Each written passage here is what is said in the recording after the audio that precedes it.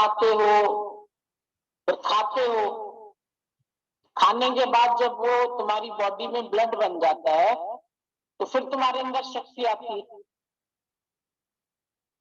अगर नहीं तुमने खाया भी समझो और हजम नहीं हुआ, खून नहीं बनाया भगवान ने अंदर, तो तुम्हारा खाना कमाना सब व्यर्थ गया ना।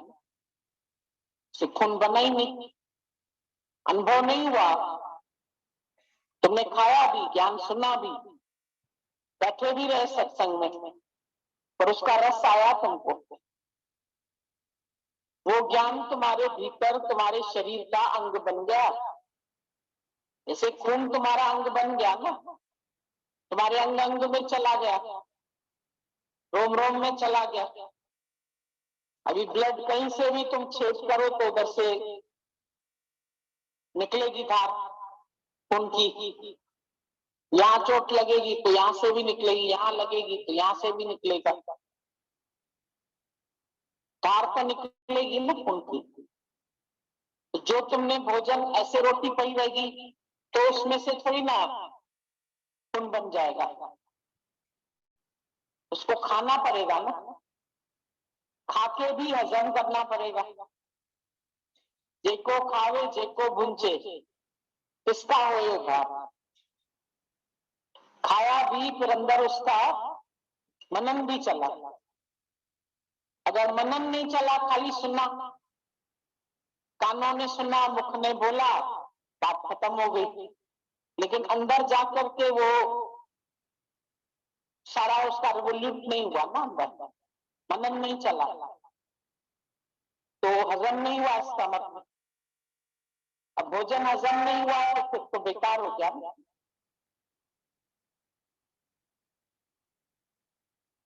वो अंदर हजम भी तो होना चाहिए ना। पत्नी पति और पति साथ रहे, एक दूसरे से मिलाप हुआ, लेकिन संतान नहीं होती है तो चिंता होती है क्यों नहीं हो रही है। तो फिर उसके लिए खोज की जाती है कि किसमें खराबी है, क्यों अंदर फर्टिलाइजेशन नहीं हो रहा। डॉक्टर को दिखाते हैं, वो जिसमें नुक्स होता है उसको ठीक कर देता है, तो जब नुक्स सही हो जाता है तो फिर उससे बेटा पैदा हो जाता है। नहीं होता है तो कहीं नुक्स है ना, किसी में भी खराबी है। तुमको निश्चय नहीं होता है तो कोई खराबी है अंदर। कौन सी खराबी है ये तुम अपने अंदर जांच करो, क्या तुम्हारे अंदर कमी है, क्यों आनंद नहीं आया, क्यों शांति नहीं आई, क्यों मजा नहीं आया। सत्संग में भी बैठे फिर कहेंगे मजा नहीं आया, आज मजा नहीं आया तो तुम्हारा मन कहीं और था, मन ने सुना और मनन नहीं किया, उसका ख्याल कहीं भाग गया, ध्यान कहीं चला गया। तुम ध्यान में बैठे, सत्संग में बैठे, पर मन कुछ और सोच रहा, तो ध्यान नहीं लगा, तो ध्यान का मजा कैसे आएगा। ध्यान भी तो लगना चाहिए, तन मन एक रस, तो सुमरन कहिए सो। जहां तन है उधर तुम्हारा मन भी रम जाए, मन को मजा आ जाए तो हटे ही नहीं वहां से। बच्चों को एक बंदर के नाच में ही मजा आता है तो हटते नहीं है। एक टीवी देखने में मजा आता है, तुम उसको हटाओ चिल्लाना शुरू करता। हाँ चिल्लाएगा, फिर तुमको टीवी खोल के देखनी पड़ेगी। तुमको अगर यहाँ मजा आता है, अगर तुम्हें कोई यहाँ से हटाए तुम्हें रोना आता है, क्यों मेरे को हटाते हो रात से। मजा इतना तो आए कम से कम, एक बच्चे से ही सीखो, उसको अगर उसमें से रस मिल रहा है वो आंख तक नहीं झपकता। हम तो हैरान हो जाते हैं, ऐसे करके देखते रहते हैं, फिर हंसते भी रहते हैं, फिर उछल कूद भी करते रहते हैं, जैसे उसमें देखते हैं एक्शन, ऐसे एक्शन उनके जीवन में आ जाते हैं, कैच कर लेते हैं उस चीज। तो तुम गुरु को नहीं कैच करते, तुम उसकी वाणी को नहीं कैच करते, उसके दृश्य के साथ एकाकार नहीं हो जाते, उससे मिलके उसमें तल्लीन नहीं हो जाते। ज्ञानी तल्लीन हो जाता है, गंगा सागर में तल्लीन हो गई, गंगा सागर हो, पर तुम तल्लीन नहीं होते, तुम फिर जीवित होके जीव भाव बन के फिर हम जा रहे हैं, फिर हम आ रहे हैं, फिर हमारा पति है, फिर हमारा बेटा है, फिर हमारा जगत। अब गंगा का और कौन कौन है जो उससे नहाए, उनसे तो वो अलग हो गई। वो हरिद्वार से निकली, कानपुर से निकली, बनारस से निकली, वो याद करती है क्या मैं यहाँ से निकली, ये इतने इतने तीर्थ भूमि में। वो तीर्थ भूमि की वहां जो घूमे वो तीर्थ में घूमे, वो बोलेंगे हम तीर्थ घूमे, लेकिन गंगा तो कहां से भी निकल गई, वो तो उसका रास्ता। तुमने उसको तीर्थ बना ली, तुमने हरिद्वार को तीर्थ बना लिया, तुमने काशी को तीर्थ बना लिया, तुमने इलाहाबाद को, प्रयाग को, भाई हाँ बड़ा प्रयागराज है, उसको तो अभिमान नहीं कि मैं प्रयाग से निकली या हरिद्वार से निकली या काशी से निकली, वो तो बस बह रही है, अपनी महिमा में बह रही है। ज्ञानी के अंदर भी अपनी महिमा में प्रवाह है, जो ले जाए लाभ ये उसका लाभ है, नहीं ले जाए वो उसकी गतमत वो जाने, उससे भी उसको कोई अंदर में परेशानी नहीं है कि देखो ये लाभ नहीं ले रहा, अवतार भी आया है लेकिन ये लाभ नहीं ले रहा, उसको दुख नहीं है उसका। आ जाता है तो मोस्ट वेलकम है, नहीं आता है तो उसकी मर्जी। एक भी नहीं आए, सब पास हो गए, चले गए अपने अपने को, वो अटक थोड़ी जाता है किसी में। तुम जहां रहते हैं तुम्हारा वहां पर अटकाव हो जाता है, तुम लिपायमान हो जाते हो उस चीज से। ज्ञानी निर्लिप्त होकर रहता है, अनअटैच्ड होकर रहता है, डिसइंटरेस्टेड। तुमको उस चीज में इंटरेस्ट, उसको इधर इंटरेस्ट आता है। जैसे तुमको संसार में इंटरेस्ट आता है तुम उसके रूप बन जाते हो, बातें करते हो तो बातों का रूप बन जाते हो, सोचते हो तो सोचने का रूप बन जाते हो। तो ज्ञानी तो उसका रूप नहीं बनता, ज्ञानी तो अंदर से ही निर्लिप्त भाव से आनंद से जीता, खुशी से जीता, जहां है वो अपनी महिमा में है। गंगा अपनी महिमा में है पर उसका भी अभिमान उसको नहीं है। तुम उसके गीत गाते हैं भले, पवित्र है, ऐसी है, जो भी कुछ तुम बोलते हैं, उसमें कोई अभिमान नहीं। मेरा अभिमान हो के ऐसे बहती चली जाता, गड्ढों से भी निकलती है तो पहाड़ों से भी निकलती है, रास्ते में कोई रुकावटें आती है तो उसको भी पार करती जाती है। बोला ना पत्थर पड़ गया तो पत्थर से ऊंची हो गई तो पार होगी। पत्थर ने बोला मैंने तेरा रास्ता रोक दिया, रोक कितने दिन रोकेगा, पानी के बहाव को तो पत्थर भी नहीं रोकता, वो पत्थर को चीर के फिर उसके ऊपर से बह के निकल जाता, फिर पत्थर नीचे हो गया अपने आप। अहंकार करने वाले इस राह पर वो नीचे हो जाते हैं, ज्ञानी फिर उसके ऊपर से निकल के चला जाता। दुख आते हैं वो फिर नीचे हो जाते हैं, हालत आती है वो फिर नीचे हो जाते हैं। रोकने के लिए आती है हालतें, संबंधी भी आते हैं, परिस्थितियां भी आती है, पर हम उन परिस्थितियों के अधीन नहीं होते। परिस्थितियां आके चली जाती, तुम उसके ऊपर से बह के निकलो, तुम्हारा रास्ता तो कोई नहीं रोक सकता, इतना सूक्ष्म है, पतला है, इतना जल चट्टानों से निकल आता, छत से बहने लगता, तुम बोलते हमारी छत से पानी टपक रहा, इतनी मजबूत तुमने छत बनाई है फिर भी पानी अपना रास्ता निकाल लेता। पानी की तरह तुम भी तो हर जगह से हमेशा अगर चित्त हमारा फिर से जगत से जुड़ गया, जगत तो मिथ्या है, झूठ है, झूठ से जुड़ने के बाद वो फिर ना आनंद में आ जाएगा। इसलिए ऐसे सच्चिदानंद स्वरूप को इस जो दादा ने ज्ञान दिया है उसका हमेशा स्वागत रखो मन के अंदर। हमेशा विचार रखो कि क्या मेरा मन सत्य से जुड़ा हुआ है, सत्य के बोध में है, सत्य के सुमिरन में है, सत्य का ही बखान कर रहा है कि नहीं कर रहा। सत्य यही है बार बार, एक नूर ते सब जग उपजा, एक आत्मा का ही पसारा है, देह सब विनाशी, ये सत्य है। इसलिए धीरे धीरे ज्ञान आते आते समझते समझते देह के साथ होने वाले किसी भी परिवर्तन, किसी भी विनाश से, किसी भी बात से आपका अंदर से मन चलना बंद हो जाता है, एकदम स्वीकार कर लेगा मन तुरंत, क्योंकि पहले ही गुरु ने पक्का करा दिया है, देह सब माया में होने के कारण विनाशी, छूटेंगी छूटेंगी। जहां बजती है सहनाई वहां मातम भी होते हैं, बोला ना गुरु नानक देव ने। खुशियां तो मन रही थी लेकिन फिर थोड़ी देर बाद कम आ गए। तो अगर हम बाहर किसी भी बात की खुशी मान रहे होंगे तो फिर निश्चित जानो हमें फिर गम भी हमें महसूस करेंगे हमारा मन।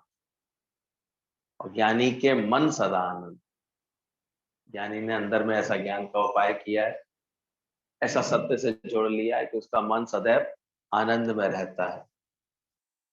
खोटा सिक्का अधिक समय तक मार्केट में नहीं चलेगा, आखिर पोल खुल जाएगी। कभी कभी लोग चुपचाप से चला देते हैं खोटे सिक्के को, किसी बुजुर्ग को दे आए, किसी अंधे को दे आए, भीख में दे आए, लेकिन वो कितने दिन चलेगा, फिर वो पोल खुल जाएगी। फिर किसी सही हाथों में पहुंचा, जानकार हाथों में पहुंचेगा, कह रहे भाई ये सिक्का तो बेकार है, तो खोटा सिक्का है, ये सिक्का नहीं चल सकता मार्केट में। तो बोला खोटा सिक्का अधिक समय तक मार्केट में नहीं चलेगा, आखिर पोल खुल जाएगी। यहाँ भी जो सच्चे होंगे वो ही चलेंगे गुरु के पास। खोटे यानी अंदर में जगत की चाहना, बाहर से ये भाव कि हम भी गुरु को प्यार रखते हैं, हम भी सत्संग चाहते हैं, हमें भगवान चाहिए, तो वास्तव में उनको चाहिए नहीं, वो है खोटे सिक्के। और खोटे सिक्के चलते नहीं है, फिर कितने दिन चलेंगे, वो अधिक समय तक मार्केट में नहीं चले, आखिर एक दिन पोल खुल जाती है। तो बड़ी रुसवाई होती है, बड़ी जगहसाई होती है कि देखो करने तो चले थे सत्संग, अभी भी देखो बैठ करके रो रहे हैं। सुनाते थे तो ऐसी ऐसी बातें, मैं सुख दुख में समता में रहता हूँ, और कारण आया खुद के शरीर पर तो देखो इनकी हालत कैसी हो रही है। कहेंगे कि नहीं? तो ऐसे खोटे सिक्कों का क्या करें हम फिर, साइड में बैठा दो। ध्यान रखना, अभी भी अगर ऐसा तुम अभ्यास नहीं कर रहे हो, कितनी अच्छी बात गुरु जी कह रहे थे, शादी होती है, मिलन होता है, तो फिर एक आस रहती है कि वंश की वृद्धि होगी, कोई संतान उत्पन्न होगी, और एक नेचुरल है, जहाँ मिलन है तो वहां फिर ऐसे विकास भी है, सृजन भी है। तो सृजन होता है, और अगर ना हो, सृजन होने में देर लगे, तो फिर थोड़ा चिंता करने लगते हैं घर परिवार वाले, डॉक्टर्स को दिखाने लगते हैं, भाई क्या बात है, इनमें क्या कमी है, अभी तक क्यों नहीं कोई गुड न्यूज मिली है, ऐसे करके। और फिर वो गुड न्यूज के लिए फिर इलाज कराते हैं। आजकल तो बहुत अच्छे अच्छे डॉक्टर्स जानकार सलाह देते हैं, और अच्छी टेक्निक से भी आजकल जो है सफलता दिला देते हैं, लेकिन देखते जरूर हैं। तो यहाँ भी गुरु मिला हमको, इतना अच्छा ज्ञान मिला हमको, हम इतनी लगन से आके बैठे भी, पर मेरे चित्त में सच्चिदानंद स्वरूप पैदा नहीं हुआ, जो तुम्हारा परमात्मा का स्वरूप है, वो अगर नहीं पैदा हुआ, अभी सत्य की अनुभूति नहीं हुई अंदर में, सत्य स्थापित नहीं हुआ, सत्यापति नहीं हुई, विवेक वैराग जागृत नहीं हुआ, तो फिर एक जैसे एक उलझन की बात लगनी चाहिए खुद को ही, और खुद को लगेगी तभी विकास होगा। दूसरे कहने सुनने से कुछ नहीं होगा। गुरु तो जानता है कि अभी देखो नहीं, ये अभी पूरी तरह से सही मापदंड पे नहीं चल रहा है, नहीं सही रिजल्ट दे रहा है ज्ञान के, उससे भी तुम्हारा काम नहीं बनेगा। तुमको खुद महसूस होना चाहिए। सबसे ज्यादा दुखी देखो वो स्त्री होने लगती है, अरे मेरे पुत्र क्यों नहीं है। अब पहले तो समाज में बड़ा ऐसे अंदर से मन कुंठित हो जाता था, मुझे सब बांझ कहेंगे, मुझे सब ऐसा कहेंगे, इसके कोई नहीं है, इसके संतान नहीं है, ऐसा भय बैठ जाता था। फिर मेरी कोई शकल नहीं देखना चाहेगा, कोई ऐसे नहीं देखना चाहेगा। तो उसकी तुलना की गई है कि जब तुम्हारे अंदर ज्ञान की वृद्धि ना हो, सत्संग से तुम्हारा सच्चिदानंद स्वरूप में प्रकटीकरण ना हो, तो खुद के लिए चिंता होनी चाहिए। और फिर यहाँ आकर के जल्दी से जल्दी समय पर अपना उपचार लेना चाहिए, समझ लेनी चाहिए और सफलता लानी चाहिए अपने जीवन में। अब इस केस में हम ये तो नहीं कह सकते कि गुरु में कहीं कोई खोट होता है। हालांकि कभी कभी जेंट्सों में भी कोई प्रॉब्लम होती है, वो भी अपना इलाज कराते हैं, लेकिन यहाँ तो गुरु स्वतः सिद्ध है। आज उसने ना जाने कितनों के जीवन में ये सच्चिदानंद स्वरूप को स्थापित कर दिया है, ये सत्य बता दिया है। तो उनके ज्ञान में, उनमें तो कोई खोट नहीं होता है, उनके तरीके में। हाँ, हम सबके अपनाने में, उसको धारण कर पाने में, गर्भ धारण तो स्त्री करती है, उसको धारण कर पाने में कहीं ना कहीं हमारी त्रुटि रहती है। इसलिए बोध स्वरूप, ज्ञान स्वरूप हमारा प्रकट नहीं होता है।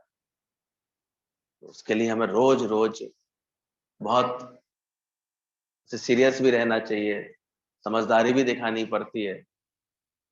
कभी कभी देखो कोई स्त्री बहुत ऐसे लापरवाह हो, बहुत तरह तरह की बीमारियों से ग्रसित हो, तो पहले डॉक्टर उनका उन सब का इलाज करता है कि भाई इसका तो मानसिक स्तर ही ठीक नहीं है, कैसे हो सकता है इसको, इसकी तो शरीर का ही नहीं है अच्छा, अंदर इसके परिपक्वता ही नहीं आई है, अभी तो इसके अंदर में ऐसी नहीं बना है, अंदर में इसके हर समय तबीयत ही खराब रहती है, हर समय इलनेस है, तो कहाँ देखो होता है। ऐसे पहले तो ये बड़ी बड़ी बातों को गुरु हमारी ठीक कराता है कि तुमको ठीक से उठना, बैठना, चलना फिरना, सोचना, समझना, जगत को लेकर के सही धारणा तुम्हारी बने, सही समझ आए, ज्ञान का सही विकास हो तुम्हारे अंदर। और उसके बाद फिर इतनी तुम्हारी लगन हो अंदर से, धरती यानी धारण करने की क्षमता इतनी बढ़े ज्ञान को, ज्ञान से इतना इश्क बढ़े।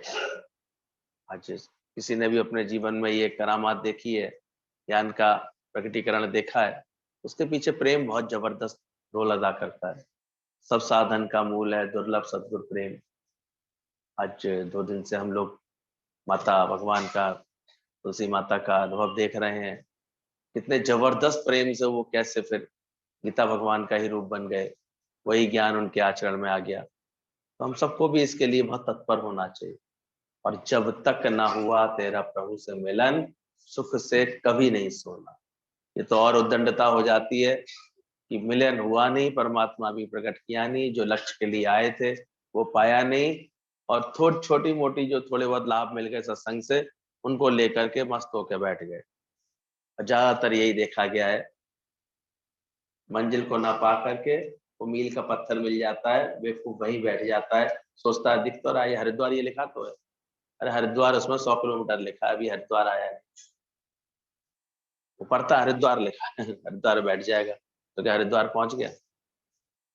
अभी नहीं पहुंचा। तो राह को मानना मंजिल, कहाँ की बुद्धिमानी। आज देखो सब पूर्णमासी के चांद का स्वागत करेंगे। आज की शरद पूर्णिमा के रूप में कदाचित शरद ऋतु शुरू हो रही होगी, तो पहली प्रथम पूर्णिमा को ही बोला गया होगा शरद पूर्णिमा। फुल मून ऐसे अमृत सा बरसाता है, कितनी आध्यात्मिक घटनाएं इससे जुड़ी हुई हैं। कहते हैं महाराज का भी यही दिन है, यही रात है, इसी में भगवान कृष्ण ने प्रकट होकर के महाराज को प्रकट किया था। उस निर्मल सच्चे प्रेम को जो गोपियों के साथ उनका था, उसको उन्होंने सबको अनुभूति कराई थी, उन सबको मुक्ति दिलाई थी, सबको एक दिव्यता दिला दी थी सारी गोपियों को। वो अद्भुत दिन है आज का, और कल्याणकारी दिन होता है। तो पूर्णता ही सबको पसंद आती है। हम लोगों का लक्ष्य भी यही होना चाहिए अंदर से कि कोई विचार करना चाहिए, पूर्णमा ही रहना साधु, पूर्णमाही रहना, यही गुरु का कहना, यही दादा का कहना। और जो जो स्वरूप जितने पूर्णता में आते जाते हैं वो उतने ही हितकारी।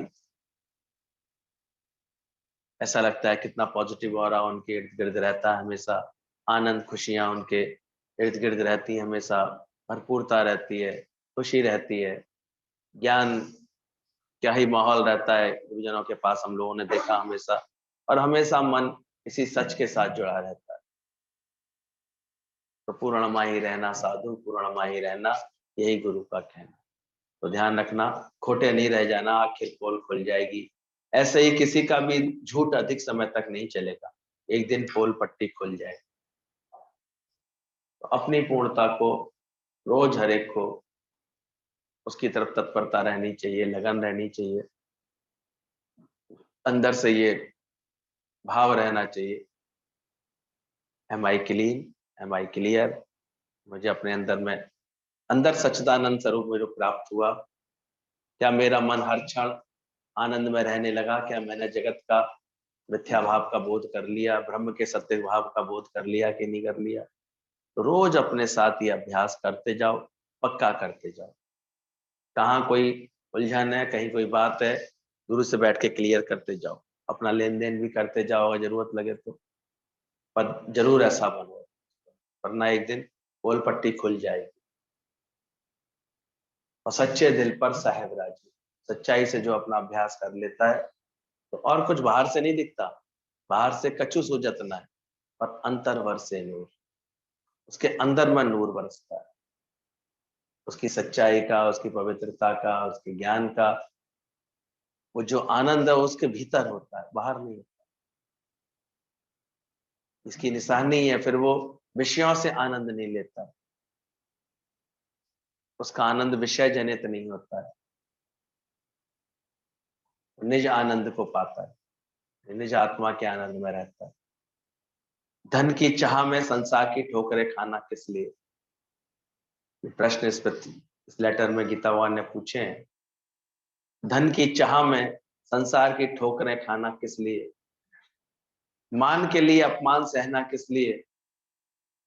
तीसरा प्रश्न पूछा है, यद्यपि लोगों के लिए कंजूस होना खराब है, फिर भी यदि कंजूस अपना धन नहीं देता तो उससे दुश्मनी कैसी? उससे क्यों तुम्हारा दुश्मनी रखती है, तुम्हें मन क्यों चलता है?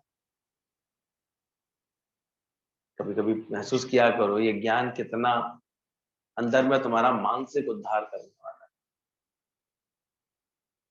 ये एक नई सोच हमको देता है, नई समझ हमको देता है, इसलिए पलटा है ये पूरा। जो अब तक समझ लेके चल रहे थे उससे ये बिल्कुल विपरीत समझ होती है, समझ उल्टी होती है। और यही कारण है सुख सागर में आकर के भी, जहां सारी दुनिया एक दुख और विषाद में और चिंताओं में, फिक्र में और एक जगत जीवन को नाश करती हुई दिखाई देती है, और वहीं इसके विपरीत जब चलने लगते हैं तो वो अत्यंत सुखकारी हो जाती है, ज्ञान वर्धक हो जाती है बातें उनके लिए। जीवन एक सच्चे आनंद स्वरूप को पा जाता है, अपने आनंद स्वरूप में आ जाते हैं और ऐसी अमरता को प्राप्त होते हैं जो गुरुजनों ने पाई। इसीलिए कबीरदास जी को बोलना पड़ा, पानी विच मीन प्यासी, बोहे सुन सुन आवे हांसी। पानी विच मीन प्यासी, पानी के अंदर भी मछली प्यासी कही गई है। तो इतने सुंदर सुख सागर में आकर के भी संसार भगवान ने हमारे कल्याण के लिए इतना सुखदायी बनाया है, और वहां आकर के भी अगर हम विषाद में हैं, दुख में हैं, उलझन में हैं, चिंताओं में हैं, तो ये बहुत गलत बात हो जाती है हमारे लिए। मछली पानी में रह करके प्यासी है, कारण सिर्फ क्या है, वो पलट नहीं रही है, उल्टी नहीं हो रही है। जो जानते हैं मछली की जीवन चरित्र देखते हैं, वो जानते हैं जब वो पलटा लगाती है तभी पानी पी पाती है, उससे पहले पानी नहीं पी पाती। बाकी तो रचना ऐसी होती है, पानी उसके मुख से जाता है और गलफड़ों से निकल जाता है, उसके पेट में नहीं जाता। जब मछली को स्वयं के पानी की जरूरत होती है तो वो पलटती है। तो पानी विच मीन प्यासी, सुन सुन आवे हांसी। तो इतना आनंद सागर जो संसार में, इतना परमात्मा ने अमृत डाला हुआ है, उस अमृत को छोड़ करके, साच छोड़ झूठ संग नचे, झूठ के साथ इंसान नाचता रहता है, उसी में भ्रमित होता रहता है। मन से ही कुछ सुख बना करके उस अधूरे सुख में या अनजान सुख में ऐसे उलझता रहता है, परेशान सा होता रहता है, दुखी सुखी सा होता रहता है। इसलिए बोला धन की चाह में संसार में ठोकरें खाना किस लिए? ये कौन सी अकलमंदी की बात है कि आदमी इस धन को लेकर के देखो फिर कैसे ठोकरें सी खाता है। किसी से भी बात कर लो, अभी तो तृप्ति नहीं है, अभी तो नहीं है, अभी तो और चाहिए, और होना चाहिए, अभी तो कुछ है ही क्या, दिया ही क्या। अपने वक्त भाग्य प्रारब्ध में कोई संतुष्टि नहीं हो पाता है, निरंतर उसको चिंता सी लगी रहती है, उलझन सी मची रहती है उसके अंदर, मच वांट्स मोर। तो ऐसी चाह को गुरु मिटाता है। जब दिल लगता है गुरु के ज्ञान से, तो हम सब ने वो आनंद अपने अंदर चखाया, चाहत मिटी तो चिंता मिटी, मन हुआ बेपरवाह। आ भी जाएंगे तो क्या, चले भी जाएंगे तो क्या, और सियानबाजी से बचा भी लोगे तो क्या। खुद ही देखो, आएंगे तो चले भी जाते। किसी जमीन से आपने चलो लाख बना लिए, तो नई कोई जमीन खरीदोगे तो लाख में तो चले आएंगे। उसमें तुम्हें मिला क्या, तुम्हें क्या मिलने वाला है उसमें? ठीक है, समझदारी लोग दिखा लेते हैं, अपने अच्छे से चलते हैं, अपना अच्छे से रहना सहना चाहिए भी, गलत नहीं है, लेकिन इसकी चाह मिट जानी चाहिए। ज्ञान का अभ्यास रोज हमारे अंदर से क्या मिटाता है? चाह चमारी चोरी, अत नीचन ते नीच, तू तो पूर्ण ब्रह्म था जो चाह ना होती। जब गुरु की कृपा से चाह मिटती है तो मन बेपरवाह रहने लगता है, आनंद में आ जाता है। और चूंकि ये बाहर से थोपी गई है तो मिट भी जाती है। अगर थोड़ा भी कोई ज्ञान का अभ्यास करे ना, तो मिट जाती है।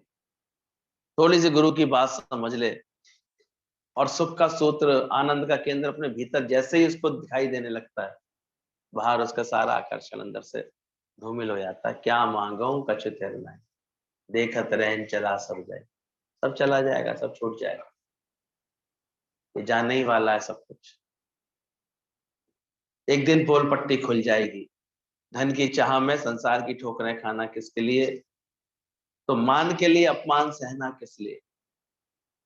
दुनिया के झूठे मान अपमान के झूले में घूमते रहते हैं लोग, झूलते रहते हैं। देखो मैं गई, मुझे पूछा नहीं। सत्संग में भी हम देखते हैं, अपना मान बड़ा प्यारा लगता है लोग। अरे जूते में भी जगह मिले गुरु के पास ना, तो शुक्राने गा के उठना, इधर अंदर वाला इतना निमाड़ा हो जाए, इतना अंदर में भीगा रहे। तो यहाँ गुरु ने खुद ही हम लोगों के लिए इतना प्रेम रखा है, इतनी करुणा रखी है कि वो व्यवस्था देता है ऐसी कि अगर तुम कहीं बैठने में तुम्हें दिक्कत है, नीचे बैठने में, तो आराम से बैठो। ऐसा भी नहीं है कि कष्ट दो अपने आप को, लेकिन कभी कभी ऐसा भी मौका आता है बैठना पड़े, तो शिकायत नहीं आनी चाहिए। शिकायतें तो उन्हीं को आती है जो मान अपमान में अभी जीते हैं, जिनको अभी ज्ञान नहीं होता अंदर से। तो करो ना शिकायत, ना करो तुम पुकार, सदाई शुक्र कर शुक्र। और दादाजी इसलिए ही कहते थे साहूकारों को फिर ज्ञान नहीं मिलता। इसलिए जब तक साहूकारी का मद होता है, मैं पैसे वाली, मैं अच्छे परिवार वाली, मैं ऐसे, तब तक ऐसे व्यक्ति को ज्ञान का लाभ नहीं प्राप्त होगा। उसको मान अपमान के झूले में वो झूलता रहेगा बेचारा। तो बोला मान के लिए अपमान सहना, इसलिए अपमान सहना पड़ता है क्योंकि मान की इच्छा है बेचारे के अंदर, सम्मान चाहता रहता है हर जगह, इसीलिए घड़ी घड़ी उसको अपमान महसूस होता रहता है। तो समझना कि तवान की बात। तीसरी बात और अच्छी बोली इन्होंने, यद्यपि लोगों के लिए कंजूस होना खराब है, कंजूसी अपने आप में अवगुण के समान मानते हैं, कंजूसी को ऐसा कहते हैं कि खराब ही है कंजूसी। लेकिन फिर भी यदि कंजूस अपना धन नहीं देता, भाई कंजूस है, यही तो कंजूसी है कि वो देता नहीं किसी को, बरचूट है, दबा के रखता है। अक्सर बच्चे उससे कंप्लेन पैदा कर लेते हैं, नौकर चाकर उसको कहते हैं क्या कैसा है देखो, कभी देता नहीं है, कभी ऐसे नहीं करता, अक्सर ऐसा बोलते हैं उसके लिए। तो उस कंजूस के लिए बोला गया, खराबी तो है कंजूसी, पर कंजूस अपना धन नहीं दे रहा है तो फिर उसे दुश्मनी किस बात की बेचारे के लिए? एक दिन बड़े आराम से सब छोड़ के नहीं जाएगा।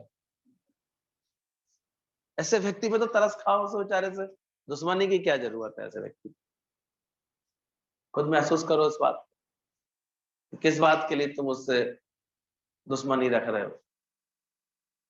और फिर खुद ज्ञानवान हो जाओ तो समझ में आ जाएगा मिथ्या है। फिर क्यों किसी को गलत बोल रहे हो, खराब बोल रहे हो? अक्सर इन्हीं बातों में हमने तो इतना किया, उन्होंने तो इतना भी नहीं किया। और एक तरह से उसकी कंजूसी का ही तो, कंजूसी से तुम परेशान हो गए ना, क्यों परेशान होगा? ये समझ हमें ज्ञान से मिलती है कि क्यों हम परेशान हो रहे हैं किसी बात से, किसी के ऐसे स्वभावों से, बातों से क्यों परेशान हो। अपना प्रेम करते चले बस। कितनी बार गुरु समझा देता है, प्रेम तो वन वे ट्रैफिक है, करते चलो बस अपनी तरफ से, करते आओ अपने से, तुम्हें क्या लेना देना। उसके अंदर ये समझ आ जाती है, फिर वो कभी पलट के, कभी वापसी में, ना मान अपमान में उलटा उलझता, ना कभी इन बातों में अटकता। फिर बोला ज्ञानी कहीं भी उपदेश नहीं करता है। ज्ञानी की आज सुंदर सुंदर पहचान इस लेटर में बताई कि उसके अंतर मन की स्थिति कितनी सुंदर होती है ज्ञानी के। वो उपदेशक नहीं होता, वो लेक्चरार नहीं बनता कहीं जाकर के, वो कथावाचक नहीं होता। हम देखते हैं गुरु की ऐसी कृपा होती है कि कहीं अगर नहीं भी बोले तो भी चित्त उतना ही आनंद में रहता है, सहज रहता है, क्योंकि वो उपदेशक नहीं है। ये तो कुछ लोग भाव रखकर आकर बैठ जाते हैं, तो उनकी भावना से कि भाई चलो आज यहाँ सत्संग होगा 1-1.5 घंटे, तो बात निकलने लगती है। लेकिन ज्ञानी के लिए बोला गया वो उपदेश नहीं करता, पर उपदेश कुशल बहु तेरे। वो दूसरा ना देखता है, ना दूसरे को उपदेश क्या करेगा, तो क्या करेगा? वो तो बस अपने आनंद को प्रतिफलित करता रहता है, बढ़ाता रहता है। यानी हर वक्त अपने आनंद को, ये अभ्यास इसलिए दादाजी कहते थे, अगर तुम बोल भी रहे हो तो सबसे पहले कौन सुन रहे हैं? तुम्हारा ही अपना कान सुन रहे हैं, तुम्हारा ही मन सुन रहा है। तो अदर इज हेल, दूसरा है ही नहीं। तो ज्ञानी के लिए बोला गया वो कहीं उपदेश नहीं करता है, उपदेशक बन करके नहीं जाता है कि आओ तो मैं जाकर सिखा के आऊं, मैं उपदेश दे के आऊं। वो ऐसा नहीं होता। ज्ञान सुनाने के लिए, पर वो उपदेशक नहीं बन जाता ज्ञान सुनाने के लिए, पर दूसरे आकर के उससे ज्ञान सुनते हैं। हम आए तुम्हारे यहाँ सत्संग करने, ऐसे नहीं बोलता कभी भी, उसके मुंह से ये नहीं निकलता। हाँ, अगर 4 प्रेमी कहीं मिलकर के भाव रखते हैं, प्रेम रखते हैं, लगन रखते हैं, बार बार प्रेम से खींचते हैं, तो वहां जाकर के वो प्रेम दे करके आता है। और इतनी भी उसको कॉमन सेंस होती है कहाँ उसे जाके क्या करना है। पहले दिन जाकर के कोई लेक्चर नहीं देने लगता सत्संग का कोई, पहले दिन तो हमेशा गुरु प्रेम ही दे करके आता है, ऐसे कोई संभाल दे करके आता है, ऐसी कोई बात सुना करके आता है, उससे मन की पहले उसकी पीड़ा तो दूर हो जाए। एक शिष्य जब गया गुरु से आज्ञा लेकर के, गुरु ने कहा जाओ निष्काम करो, उसे एक गांव में भेजा। ये प्राचीन गुरु शिष्य परंपरा में यही रहता है। शिष्य जब दिखता है गुरु को कि हाँ ये ज्ञान का बांट सकता है, ज्ञान का दान दे सकता है, तो उसको आज्ञा देते थे गुरु, जाओ जाकर के अब सबका जन कल्याण करो, सबको जाकर के सच सुनाओ। पर अभी प्रकृति जिसकी जितनी समझी हुई हो, जितनी ऊंची हो, एक गया गांव में, बार बार कहता आओ भाई, मैं फलाने गुरु का शिष्य हूँ, मैं सत्संग सुनाने आया हूँ, सत्संग करने आया हूँ, आ जाया करो भाई, सुबह आ जाओ। अच्छा सुबह समय नहीं मिल रहा है, दोपहर को आ जाओ, दोपहर को समय नहीं मिल रहा है, शाम को आ जाओ। ऐसे करता 5-6 दिन रहता रहा ना, एक आध दो कभी कोई आ गया तो आ गया, नहीं तो कोई आता ही नहीं था। बड़ा परेशान, लौट आया वहां से, लौट के आया अपने गुरु के पास। बोले गुरु ने कहा कैसा लगा, तो वहां गए कैसे? अरे गुरुजी इस गांव के लोग तो सब बहुत बेकार है, कोई खराब, कोई सत्संग वत्संग का किसी को इंटरेस्ट। गुरुजी समझ गए इसने अभी ठीक से बात समझी नहीं। दूसरा शिष्य था गुरु का, वो भी गुरु की सेवा आज्ञा में बहुत एक्सपर्ट था। उन्होंने कहा तुम ट्राई करके देखो, तुम जाके देखो। ये कह रहा है गांव में कोई सुनने वाला नहीं है, ऐसा कैसे हो सकता है, जबकि हर एक के अंदर दैवीय संपदा है, वो इन बातों को पसंद करती है। वो गया गुरु का इशारा लेकर के, आज्ञा लेकर के वो पहुंचा, तो उसने पहले धीरज से सबके पीड़ा समझी। उसने पहले ही 1-2 दिन में ही समझ लिया कि यहाँ के लोगों के ऊपर बहुत ऐसे अंदर में उनको कष्ट है, क्योंकि पीने का ही जल मिलता था कम से कम वहां से 1-2 मील दूर मिलता था। तो ये लोग पहले सुबह ही सुबह तो बेचारे बाल्टी ले लेकर के भागते हैं, फिर पानी लेकर के वहां से आते हैं, इतने आने जाने में उनको थकान होती है।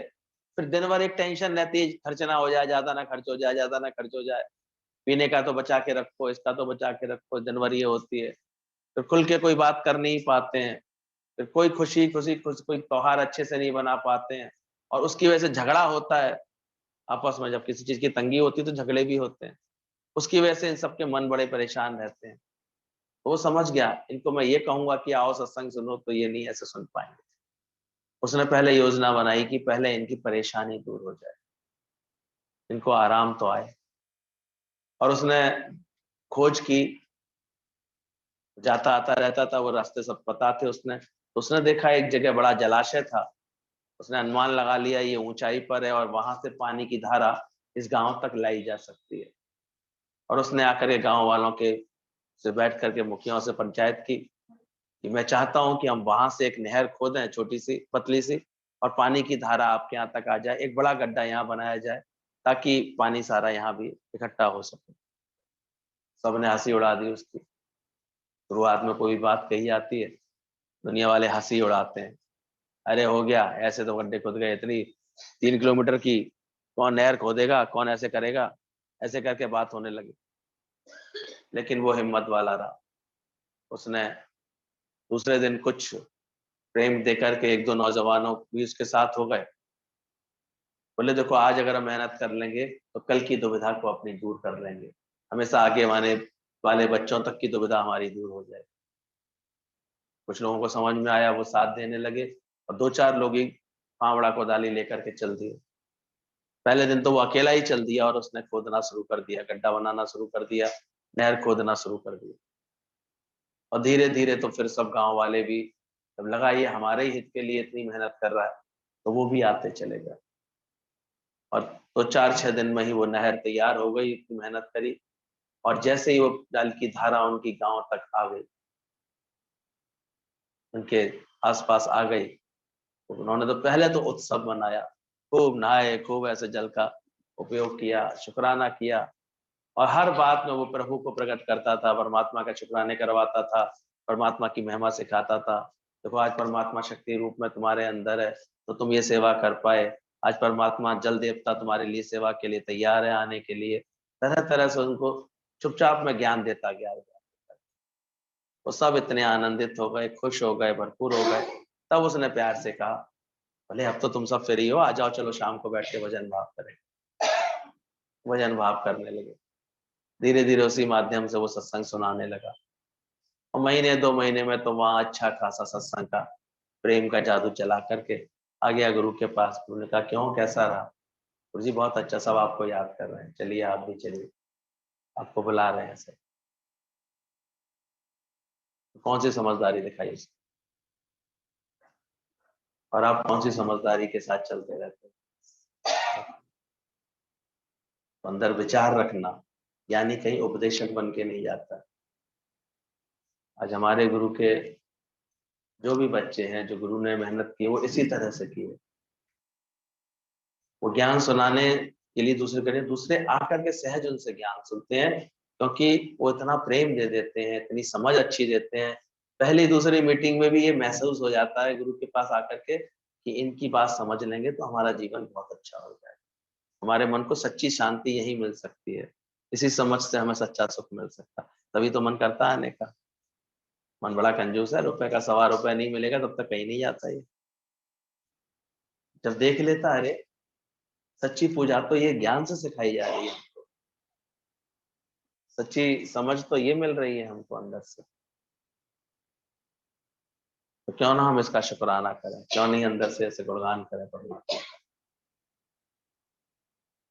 कैसे सारे मंदिर सुंदर सजते हैं आज के दिन, देवताओं का शुक्राना किया जाता है। कृष्ण के मंदिर तो विशेष रूप से सजते हैं उनकी रासलीला की वजह से। हमारा ये आगरा फिरोजाबाद तो चमकी चमकी के लिए भी प्रसिद्ध है आज के लिए। चंद्रमा में वो चांद ऐसा चमकता था,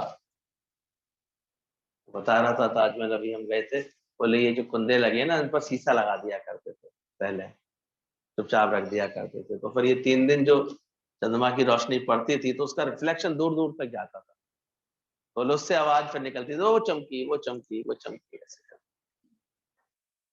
था। इतना सुंदर व्यवस्था थी उसमें। तो कैसे ये उत्सव बन जाता है। ठंड के दिन शुरू हो रहे हैं, जो गर्मी से व्याकुलता थी देखो धीरे धीरे शांत हो गई है। डायरेक्ट पंखे के नीचे बैठने में भी कुछ लोग ऐसे गड़बड़ कैसे करते हैं, भाई बंद कर दो, हल्का कर दो कम अच्छा लगने लगा है। ऊपर से पानी और पड़ रहा है तो मजा आ गया है सबको अंदर से। कैसे प्रकृति देखो कैसे समय समय पर अपना रूप बदलती रहती है। और जिस क्षेत्र में हम लोग रहते हैं वो तो सबसे ज्यादा इस, अगर जलवायु और इसके हिसाब से देखें बात, मौसम के हिसाब से सबसे अच्छा क्षेत्र बोला जाता है। सारी ऋतुओं का भरपूर आनंद ले सकते हैं। घर बैठे चेरा पूंजी बन जाता है कभी कभी, घर बैठे कभी कभी बिल्कुल कश्मीर की धुंध आ जाती है, कड़ाकेदार ठंड आ जाती है, और कभी बिल्कुल भीषण गर्मी का भी आनंद ले सकते हैं। धूप पसीना दिन भर बहता रहता है, दिक्कत होती है। तो ये शुक्राने करो परमात्मा के कि आप इस भूमि पर हैं। तो ध्यान रखना, गुरु शब्दों से नहीं पर अपने जीवन से सिखाता है और सुधारता है। सच्चे गुरु के पास केवल बाहर की बातें नहीं है, वो अपने जीवन से सिखाता है। शब्द नहीं बोलता केवल, उसका आचरण बोलता है। आज जीवन ही तो बोल रहा था। अगर 85 सालों से वो गुरुजनों की सेवा में जीवन था, इसी लगन में था, हर साल गुरु को कैसे खींचे अपने पास, कैसे गुरु की संगत जब आए तो उसको कैसे हम व्यवस्था दें, इसी सेवा में था, इसी समर्पण में था। तो सुंदर जीवन दिखाई दे रहा था, अच्छा लग रहा था। तो शब्दों से नहीं जीवन से सिखाता है। हम भी किससे सिखाएं? बोल करके या हमारा समर्पित जीवन, हमारा लगन वाला जीवन। आज एक लगन वाला जीवन बनाता है तो उसकी आनंद, उसकी खुशी, उसके जीवन की शैली को देख करके दूसरा प्रभावित होता है। एक खुशी करता है तो दूसरा उससे खुशी हो जाती है उसको। गुरु का दिल साफ है, अंदर का साफ है, सरल है, करुणा वाला है, होशियार और चालाक नहीं होता। ये भी अंदर से समझना। ज्ञानी अंदर से कोई चालाकी नहीं होती। चतुराई ना भाई उसे, वो प्यार करे अनजान से। जो होशियारियां दिखाते हैं तरह तरह की, चालाकियां दिखाते हैं, तो बोला चतुराई चूल्हे चढ़ती है। ईश्वरीय विधान में चतुराइयों का स्थान नहीं है। भोले भाव मिले रहना, सरलता जिसके हृदय में रहती है वो हम देखते हैं अच्छे से परमात्मा का भजन भी कर पाता है और भजन करा भी पाता है। कभी कभी लोग इसको एक समझते हैं कि तो बड़ा अच्छा है, कोई स्वार्थ सिद्धि की योजना समझते हैं इसको, ज्ञान सत्संग को, तो वो धोखा ही खाते हैं। लास्ट में क्या मिला हमें सत्संग से ऐसा कह के चले आते हैं, तो हम उनकी शक्ल देखते रह जाते हैं। तो मिलना क्या था यहाँ पर? यहाँ तो सब खोना ही था, या मिलने वाली बात कहाँ से आ गई? तो मिलना क्या था किसी को? मिटा दे अपनी हस्ती को तभी मस्ती में आएगा। तो मस्ती में ही तभी आएगा जब तेरी हस्ती मिट जाएगी। अहंकार मिटाएगा नहीं तो मस्ती कैसे आएगी, कहाँ से आएगी? तो समझना, सरल है, साफ है, करुणा वाला है, होशियार और चालाक नहीं है गुरु। गुरु का दिल साफ है, होशियारी नहीं है उसमें। गुरु का प्रेम मौन में, ये भी समझना। उससे बात की गुरु ने, हमसे बात नहीं की। कभी कभी ऐसी ऐसी भी बेकार की कंप्लेन मन में आने लगती है, कुछ बोले ही नहीं हमें तो ऐसे ऐसे कैसे करके भी सोचने लगता है ना। तो ध्यान रखना, गुरु जो प्रेम करता है वो उसका मौन होता है। मौन और शांति तभी हमारे जीवन में आता है। आप कोई बात करें गुरु से, कभी कभी कदाचित गुरु जी जवाब भी नहीं देते थे, तो अगर समझदार होता तो समझ जाता था मेरी सारी बातें बेकार है, ऐसे कर। क्योंकि ये इन बातों को चाहते हैं तो मेरे अंदर से भी निकल जाए। क्यों बेकार में चिंता बना के रखी है, क्यों बेकार में सोच अच्छी बना के रखी है, क्यों नहीं अपने जीवन को पवित्र बना के रखा है। खुद शौक होना चाहिए अपने जीवन को अच्छा बनाने का। इधर उधर का चिंतन क्यों आता है कि जब आऊं गुरु के पास तो मैं यही बात करूं कि मेरा मन बहुत खराब है, बहुत गंदे गंदे ख्याल आते हैं। क्यों करता हूं ऐसी बात? हटाऊं। मन अपने से बुरा मिटाना, देखिए सकल सृष्टि साधना। गंदगी मुझे पता लग रही है तो मैं खुद उसे हटाऊं ना। उन्होंने ज्ञान की झाड़ू भी दे दी है, समझ भी दे दी है। बनूं ऐसी में अपने को महान बना। मन अपने से बुरा मटाना, देखिए सकल सृष्टि साधना। सारी सृष्टि तुम्हें परमात्मा का रूप दिखाई देगी। सबको अपना अपना पुरुषार्थ यहाँ करना, ध्यान रखिए। यहाँ गुरु किसी झूठे आश्वासन में नहीं रखता, कोई आशीर्वाद देगा सबका कल्याण होगा, ऐसा कुछ नहीं होगा। यहाँ सबके ऊपर यही कल्याण है कि वो अपने कल्याण में खुद लग जाता है, अपने उद्धार में खुद लग जाता है। तो ध्यान रखना, गुरु का प्रेम मौन में है, वह मौन में रहने वाला है। उसे देखते ही तुम्हारे अंदर में पवित्रता आ जाएगी। सच्चे गुरु की ये एक कशिश होती है, ये उसकी कृपा होती है। पितावान के लिए लोग यहाँ तक अनुभव करते थे, एक दर्शन मिलता था थोड़ा सा भी गुरु का तो सब ऐसी कृपा में आ जाते थे, सब ऐसे शुक्रानों में भीग जाते थे, भाव में भीग जाते थे अंदर। ये समझ होती है। पवित्र हो जाओगे, उसके सामने यदि 10 भूलें करते हो तो पीछे से 100 भूलें करोगे। जब संसार में रोशनी आती है तो दुनिया अंधेरे से प्यार करती है, क्योंकि वे बद कर्मों में फंसे हुए हैं, इसलिए रोशनी को धिक्कारते हैं। ध्यान आना, इसलिए वेद वाक्य पर जो नर चलते उनको लोग भ्रष्ट नर कहते हैं।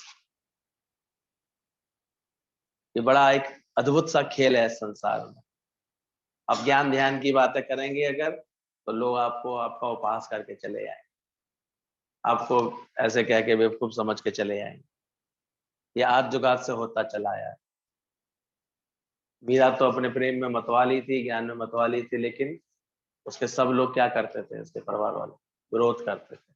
तो यही दुनिया की रीत है कि संसार में रोशनी आती है तो दुनिया अंधेरे से प्यार करती है।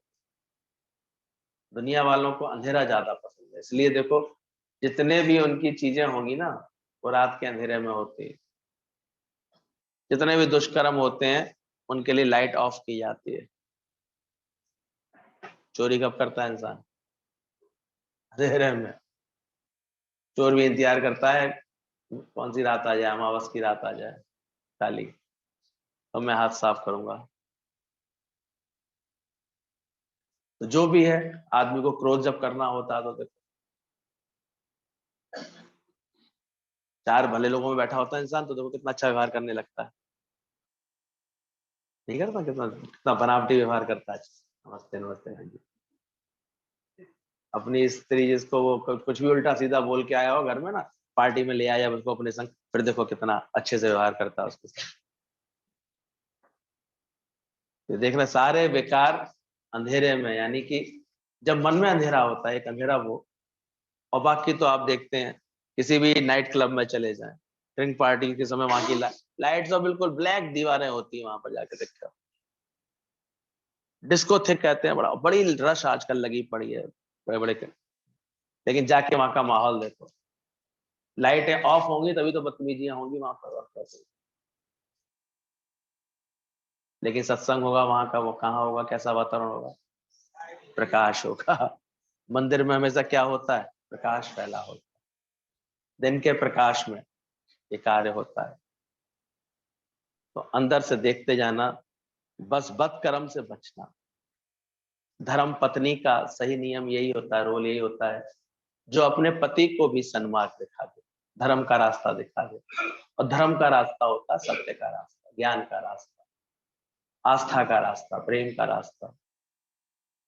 तो इस रोल के लिए परमात्मा ने तुम्हें चुना है, तो सही अर्थों में तुम धर्म की स्थापना करना, पहले अपने जीवन में करना, फिर अपने आचरण से सबके जीवन में करना। जहां बैठो वहां यही कार्य होना चाहिए। अंदर देखना, एक दिन जो आत्मा के विचार के सिवाय गुजारता है वो मन से हार जाता है। जिस क्षण हमारे अंदर ये सही समझ नहीं होती है ज्ञान की, तो हम ऐसे उलझ जाते हैं, परेशान हो जाते हैं, उलझने लगते हैं। तो इसलिए मन मंदिर में ज्ञान का दीपक हर वक्त जलाना पड़ता है, आस्था का, प्रेम का। शुरुआत जरूर इसी से होती है कि हम मंदिर में दीपक जलाते हैं, हाथ जोड़ के बैठते हैं, और एक होती है परमात्मा से सही प्रार्थना। मांग भी ऐसी होनी चाहिए जो स्थायी चीज हमको मिल जाए ना। अब बच्चों को चाइना के खिलौने मिल जाए, वो कितनी देर के होते हैं, तो आज खरीद के लाए, दोपहर तक चले तो चले, नहीं तो शाम तक तो पूरे हो गए, वो टूट जाते हैं, गारंटी है नहीं कोई भी। तो संसारिक पदार्थों की भी कोई गारंटी नहीं है। तो क्या ईश्वर से हमें ऐसी चीज मांगनी चाहिए जिनकी गारंटी नहीं?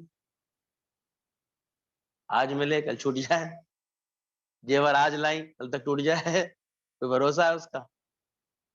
चीजें आ जाएं, उनके रूप बिगड़ने वाले हैं। तो समझदारी वो ये कि हम ऐसी स्थायी चीज मांगे हमेशा परमात्मा से। वो है परमात्मा का प्रेम, उनकी शरणागति, उनके हृदय, उनका हृदय में उनका निवास, उनके लिए आस्था, उनके लिए प्रेम, ऐसे ऐसे जो मांगता है, तो ये भगवान जब कृपा रूप में भक्ति दे देता है, बोला भगवान जब हमारे अंदर भक्ति देता है, उससे क्या होता है? भगवान ने दो चीजें रखी हैं आशीर्वाद में, या तो माया चुन लो या भक्ति चुन लो मेरी। तो जो भगत माया चुनते हैं, तो किसी ने कहा माया चुनेंगे तो क्या होगा? बोले कुछ नहीं होगा, अब ये माया तुम्हें जीवन भर नचाएगी और कुछ नहीं होगा, अब तुम नाचोगे। बोले अच्छा हम भक्ति चुनेंगे तो? बोले फिर मैं नाचूंगा तुम्हारे लिए। भगवान ने कहा तुम भक्ति चुन तो लो अपने जीवन में, फिर भगवान तुम्हारे लिए आगे पीछे तुम्हारे रहता है, तो वो सच्चिदानंद तुम्हारे इर्द गिर्द रहेगा हमेशा, खुशी हमेशा साथ रहेगी, भरपूरता रहेगी। हमेशा खुश रखना अपने मन को। जीवन बड़ा दुर्लभ है, अपनी दुर्लभ घड़ियां दुनिया के काम धंधों में नहीं बितानी चाहिए। अगर हम देखते हैं ऐसी हमें जीवन मिल रही है जहां हमें सहयोग अच्छा मिलेगा, सेवाधारी भी मिलेंगे हमें, तो वो थोड़ा बहुत खाली समय निकाल करके जरूर घर के संस्कारों को अच्छा बनाना चाहिए, अपने जीवन को भी अच्छा बनाना चाहिए। इस इसकी दिव्यता भरनी चाहिए। इन परिवारों में हम देखते हैं सुबह ही सुबह आरती भजन से शुरुआत हो जाए तो कितना अच्छा वातावरण बन जाता है, वरना तो मूड ऑफ लाइट ऑफ। आज मेरा मन इस बात से खराब है, आज इस बात से खराब है, कल ऐसे बोल दिया हमें बड़ा गलत लगा, ये दुखी हो गए, परेशान हो गए। ये ज्ञान जब आ जाता है तो ये सब चीजें हमारे जीवन से गायब हो जाती है। जो नेगेटिविटी अंदर फैलाती थी बेकार की चीजें, वो हट जाता है। अरे क्या हुआ, बोला तो बोला, तो क्या हुआ? बस चुपचाप देख लेता है, कहाँ मेरे से कोई अगर त्रुटि हुई उसको ठीक कर लेगा, नहीं तो प्यार से खुश कर लेगा। मान लो किसी को टोकने की, बोलने की आदत है, हम देखते हैं अगर तुम्हारे अंदर सरलता से सॉरी बोल देने की, या प्रेम से मुस्कुरा करके बात को संभालने की, या फिर अच्छा बोलने की तुम्हारे अंदर आदत आ जाए, तो ये सब चीजें बड़ी अच्छी लगेगी। फिर गेम सा बन जाएगा, हर समय खेल रहे हो तुम। क्या हुआ? हर हर बात सीखने के लिए सीखते चलो, सिखा लो, और उसमें एक्सपर्ट हो जाएंगे। सीख भी रहे हैं, समझ भी रहे हैं, लेकिन फिर भी कहीं ना कहीं एक अपना बनाए रखता है, अहंकार मन बना करके वो खामा खा कुंठित होता है, पीड़ित होता है, और दुख के भाव प्रकट करता है। उससे बचना चाहिए हमें। सरल बनो। इसलिए हमारी दादी का आशीर्वाद होता था शादी के बाद, साल भर जो लड़की उस घर में, जी मम्मी जी, हाँ जी, वेरी गुड जी मम्मी, ऐसे ऐसे व्यवहार कर जाए, सबके दिलों पे राज करती है साल भर बाद। सारे उसकी मुट्ठी में होते हैं प्रेम में, ये गारंटी देखी गई है। बाकी ज्ञान चाहिए जीवन को आगे बढ़ाने के लिए। कभी कभी कोई विशेष विषमताएं होती हैं किसी के आचरण में, तो उनको डील करने के लिए अपनी शक्ति चाहिए। विश्वास है ऐसा, पक्का विश्वास रखना। जीवन बड़ा दुर्लभ है, ऐसे अभी अभी ही आत्मा को समझो। इसलिए तुम समय को पास नहीं करते, पर समय तुम्हें खा रहा है, ध्यान रखना। निष्काम के बदले आराम की चाह, और अभ्यास के बदले उपदेश की चाह, ये उन्नति में रुकावटें होती हैं। गीतावान सावधान कर रहे हैं, हम अपना निष्कामी जीवन, क्योंकि गीता एक ही मार्ग निर्देशित करती है, निष्काम का मार्ग। इसलिए गीता ने किसी कर्म के लिए नहीं बोला कि ये करो ये ना करो। गीता कोई पढ़े सावधानी से, तो वहां कहीं ऐसा नहीं बोला उसने कि तुम ऐसा करो, शादी करो या ना करो, या तुम व्यापार करो या ना करो, ये नहीं कभी कहती गीता। एक बात सिखाती है बस, तुम निष्कामी बनो, जो भी कर्म करो निष्काम भाव से करो। इस उद्धार के राह पर हर एक बात में समझो उद्धार हो रहा है, निष्काम कामना नहीं। इसलिए जो समझदार होता है कोई फालतू के सपने देख करके नहीं चलता अपने जीवन, तो अपनी औकात को अपने अच्छी तरह से, अपने प्रेम को, विश्वास को रखता है हमेशा। इसलिए उसका कोई है नहीं, सपने टूटेंगे काय को, हमने देखा ही नहीं कोई। इस सब मेरा सुंदर सपना टूट गया, रो रो के गीत गाते हैं दुनिया में बैठ के। कौन कौन गाता था ऐसे गीत? दुनिया बनाने वाले काहे को दुनिया बनाई। पर जो ज्ञान जब समझ में आ जाता है तो ऐसी फालतू की बातें खत्म हो जाती है, यथार्थ में जीते हैं, प्रैक्टिकल जीवन जीते हैं, प्रेम को आगे चल के आगे आगे रख के चलते हैं, तो कोई सुंदर सपना टूटता ही नहीं कि ऐसा होगा ऐसा होगा ऐसा होगा। क्या होगा? खेल समझता है हर तरह से, वो तो जानता है खेल है, तो आनंद के क्षण है तो उसमें क्या बात है। इसलिए उसके जीवन में हर वक्त आनंद रहता है, खुशी रहती है, वो आदर्शों से सीखता है। सोचो हमेशा सीता माता का इतना नाम है, घर घर में राम सीता का मंदिर है, और कभी उनके जीवन को तो ऑब्जर्व करो। थोड़े दिन रह पाई थी ससुराल में, कहाँ जाना पड़ गया, क्यों? उनको नहीं मिला था वनवास, पर एक मर्यादा के तहत उन्होंने, एक सुंदर भावना के तहत, वो भी ईश्वरी कृपा थी, जाना था उनको। उर्मिला नहीं इतनी अटकी, लक्ष्मण गए तो वो भी कह सकती थी, लेकिन लक्ष्मण ने पहले इनको समझा दिया, मैं सेवा के लिए जा रहा हूं, वनवास मिला है रामचंद्र जी को, मैं तो सेवा के लिए जा रहा हूं, तुम भी सेवा का धर्म अपनाओ। बोले तो फिर मैं तभी तो जाना चाहती हूँ। बोले ना, तुम यहाँ रह करके मेरी माताओं की सेवा का धर्म। सीता ने बोला आप तो जानते हैं, आप छोड़ जाएंगे तो यहाँ फिर देह बचेगी केवल। राम भी जानते थे आगे की लीला में इनकी जरूरत है, इसलिए सीता जी को लेके गए वो साथ। नहीं तो बेचारा रावण का कैसे पता लगता कहाँ से चोरी होती है। ये सुंदर ऐसी सारी कथाएं हैं, रामायण है, तो अभी इनकी भी जानकारी होना जरूरी है, समझना चाहिए इन सब चीजों को भी। लेकिन एक एक जब सुंदर मर्यादा से चलता है घर परिवार में, तो आज देखो राम राज्य किसको कहते हैं, इसी को तो कहते हैं। तो बड़े कुटुंब में जाओगी, तुम बड़े परिवार में जा रही हो, बहुत मर्यादा के साथ, बहुत प्रेम के साथ, सबका दिल जीत करके, सबको सही सम्मान से चल करके, अपना आनंद नहीं बिगड़ने देना, सबसे बड़ी बात तो ये। हालत आए चाहे जैसी, और मिट ना पाए मन की मस्ती, मेरे मन की मस्ती नहीं मिटने पाए, मेरे अंदर का ये ना मिटने पाया अंदर, तो ये समझ हो जाए। सब धीरज रख के माता रानी का प्रसाद लेके जाना, ऐसे ही मत जाओ, खास तुम्हारे लिए भेजा है भगवान ने जल्दी। आ रही है बात समझ में? तो निष्काम के बदले आराम की चाह अगर रखेंगे, और अभ्यास के बदले उपदेश की चाह, तो ये उन्नति में रुकावट हो जाएगी। और धीरे धीरे यही दोनों दुर्गुण असावधानी की वजह से आ जाते हैं जीवन में, और ज्ञान की मार्ग से भटका देते हैं। क्या आ जाते हैं? निष्काम करने की प्रवृत्तियां तो धीरे धीरे फीकी पड़ जाती हैं, धीमी पड़ जाती हैं, और शरीर कैसा हो जाता है? आराम तलवी। इसलिए बहुत बच के रखना इसको, बहुत संभालना इसको, निष्कामता रहनी चाहिए हर कर्म में, कहीं कोई कामना ना पैदा हो जाए। ध्यान रखना, ये सत्संग हम लोगों ने जिस भावना से शुरू किया है, निष्काम, यहाँ किसी से कोई कामना नहीं। दादा ने ऐसा अद्भुत ये ज्ञान दिया है, किसी से एक गिलास पानी की भी इच्छा नहीं है अंदर से। तो उसी निरीक्षा भाव से हमको ये कार्य आगे बढ़ाते रहना है, सजाना है, समझना है उस बात को। कोई कामना नहीं, सिर्फ एक ही भावना से गुरु हमेशा ये कार्य करते हैं, सबको मिले तेरी रहमतें, सबको मिले तेरी बख्शिश। गुरु का ज्ञान हम कैसे सब तक पहुंचा सकें, एक यही उद्देश्य है, यही एक समझ है।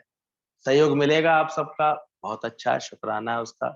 4 हाथ मिलके काम करते हैं और सुंदर संगत सजती है और सुंदर बगीचा सजता है, इसमें तो कहीं कोई संदेह की बात नहीं है। सबकी मेहनत से ही रंगत आती है, सबका तहे दिल से बहुत शुक्राना होता है। कोई भजन के माध्यम सेवा करता है, कभी यहाँ पर कोई और सेवाओं के द्वारा सजाता है इस महफिल को, कोई बिल्कुल बी नथिंग होकर के यहाँ पर हम देखते हैं सुबह इतनी सुंदर बिछाई की व्यवस्था कर देते हैं, रख देते हैं, सफाई करके रख देते हैं, उनका भी तहे दिल से शुक्राना होता है। तो निष्काम भाव से हम अपने जीवन को आगे बढ़ाते चलें। जहाँ परमात्मा ने रखा है, जिस घर परिवार में रखा है, वहां भी चौथी बॉल बोला ना कि वो संबंधों की बॉल हमारी कभी गिरने ना पाए, टूटने ना पाए, किसी एक से भी हमारे हृदय में नफरत ना आए, बैर ना आ जाए किसी से। इतनी सावधानी से चलो अपने जीवन, इतने बी नथिंग होकर के जियो अपने जीवन में। बात समझ के चलो, चतुराई से रखो अपने मन को आगे, समझदारी से रखना। तो निष्काम भाव जब गुरु की कृपा से आ जाता है, फिर तुम जहां बैठोगे, जिस क्षेत्र में बैठोगे, जो कर्म करोगे, वो किस भावना से होंगे? निष्काम। अब आपकी प्रकृति सबको सुख दे रही होगी। आप देखो, जहां आप बैठते हो सबको सुख दे रही है आपकी प्रकृति, और खास तौर से उनके प्रति जो तुम्हारी सेवा भाव में रहते हैं, प्रेम भाव में। हमारे दुकान का स्टाफ हो सकता है, घर में भी कोई सेवाधारी हो सकते हैं, अड़ोस पड़ोस में भी कोई ऐसे हो सकते हैं, तो वहां तो और तुमको विशेष उदारता और प्रेम से बोलने की आवश्यकता होनी चाहिए। कर लो सबसे प्यार, जगत में कोई नहीं पराया। इसमें उसमें तुम्हें लाखों कमा के दे रहे हैं, उनके सहयोग से तुम कमा रहे हो, उदारता से जब उनको देते हो तो अच्छा लगता है, उनको भी खुशी मिलती, भरपूरता लगती। तो जहां बैठो ऐसे इस आचरण के साथ बैठो। वो आया फकीर, रानी ने जब उसको दिया तो उसको एक कला आती थी। कहता राजा मुझे कला आती है, मैं समझ जाता हूँ कौन किस किस खानदान का कैसा है। तो राजा ने कहा बताओ मेरी रानी कैसी है? बोले ये अच्छे खानदान की नहीं, ये आप इसको ऐसे ही ले आए हो, किसी सरसाई खानदान की नहीं। बोले तुम्हें कैसे पता लग गया? बोले समझ गया। बोले कैसे पता लगा, बताओ तो सही। बोले कुछ नहीं, जब इन्होंने दिया तो मुझसे समझ गया। शाही खानदान की होती तो देते समय इनका अलग ही भाव होते और कुछ भी उठा के दे सकता था व्यक्ति, और ये सोच समझ करके सूंघ सूंघ करके ऐसे खुड़ के दे रही है, तो समझ गया ये अच्छे खानदान की नहीं। उसने सच्चाई बोला, फिर मैं कैसे खानदान का? बोले आप भी कोई अच्छे खानदान के नहीं, ऐसे ही आ गए। उसने राजा का भी कोई दोष बता दिया। बोले देखो, तो आदमी के अपने व्यवहार से उसकी जात का पता लग जाता। तो गुरु हमको ईश्वरी जात का बना रहा होता है धीरे धीरे। भगवान से आए हैं तो भगवान में रहें, उसकी सृष्टि बहुत। तो भगवान इतनी उदारता से, कभी तुमसे कोई बिल मांगा उसने? इतने दिन से तुम्हें सूरज की रोशनी दे रहा है, कोई बिल सप्लाई किया उसने? हवा दे रहा है, पानी दे रहा है, इतने सुख सुविधाएं दे रहा है, इतने फल दे रहा है, फूल दे रहा है, इतना सब दे रहा है, या कभी कुछ मांगा है भगवान ने कुछ? तो तुम भी ऐसे निष्काम बनो कि किसी से कुछ चाहो मत। वो अलग बात है, प्रकृति सब अपने आप मिलता है। अच्छा, हम हमारे गीतावान मायके से सामान लाते थे, ऐसी उदारता से सबके सामने रख देते थे, ये आप सबके लिए भेजा, जबकि दिया होता था उनको खुद को रख देते थे। कहते थे सास से पहले आप उठाइए इस पर से साड़ी, कौन सी अच्छी लग रही है। ननद को कहते थे, जेठानी दौरानी को कहते थे। फिर बचती थी तो लेते थे, नहीं तो कोई बात नहीं, उठ गई तो उठ गई। चाहे भले उनकी पसंद की चीज होती थी, कोई उठा लेता था, कभी आती नहीं थी उनके अंदर, था ही नहीं तेरा मेरे का ऐसा। और उसी प्यार से एक एक का दिल जीता उन्होंने। ये ऐसे गुण जब आ जाते हैं अंदर में, तो देखो आज पूरा परिवार उनका बंधा हुआ सत्संग करता है। चाचा चाची क्या, मीरा भगवान क्या, श्याम भगवान तो पूरे ही भगवान हो गए।